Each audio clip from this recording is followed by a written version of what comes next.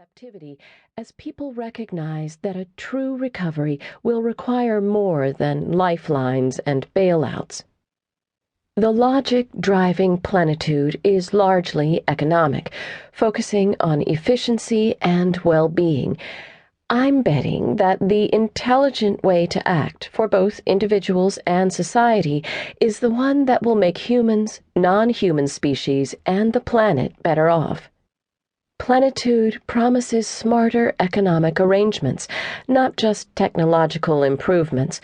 It's a way forward that emphasizes innovation, macroeconomic balance, and careful attention to multiple sources of wealth. In this way, it departs from messages of voluntary simplicity and critiques of consumer culture that contend that less is more, that income and consumption are overrated. Research has shown that outside of poverty, they are, but that realization doesn't take us far enough. The bigger prize, true affluence, comes through changes that yield new efficiencies, getting more from less. The version of Plenitude that I describe here is addressed in large part to inhabitants of wealthy countries and wealthy inhabitants of poor ones, but most, although not all, of the principles of Plenitude and the economics underlying it are also relevant for lower-income households in poor countries. In its general outlines, if not specifics, it's a widely applicable vision of economic life. Plenitude is also about transition. Change doesn't happen overnight. Creating a sustainable economy will take decades, and this is a strategy for prospering during that shift. The beauty of the approach is that it is available right now. It does not require waiting for the clean tech paradigm to triumph. It doesn't require getting government on board immediately. Anyone can get started, and many are. It was the right way to go before the economic collapse, in part because it predicted a worsening landscape. It makes even more sense in a period of slow growth or stagnation. As individuals take up the principles of Plenitude, they are not merely adopting a private response to what is perforce a collective problem. Rather, they are pioneers of the micro, individual-level activity that is necessary to create the macro, system-wide equilibrium, to correct an economy that is badly out of balance.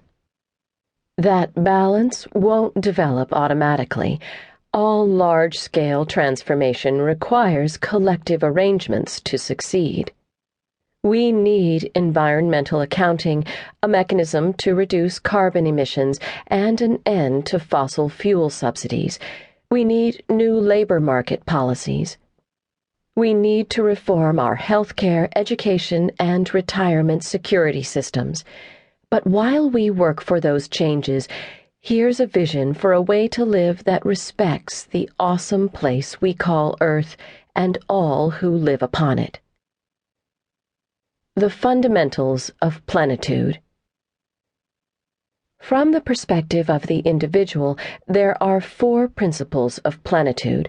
The first is a new allocation of time. For decades, Americans have devoted an increasing fraction of their time and money to the market, working longer hours, filling leisure time with activities that require more income per unit of time, and buying rather than making more of what they consume. It's time to reverse this trend and diversify out of the market. This doesn't just mean the stock market, although its recent volatility suggests that's one market to which this point applies in spades. Today's smart strategy for many, if not most, households will be to begin a shift away from the formal and centralized sets of institutions and arrangements that are called the market. By the market, I mean business as usual, BAU, economic activity. BAU is a term that came out of the climate discourse to indicate what would happen if we didn't address rising emissions.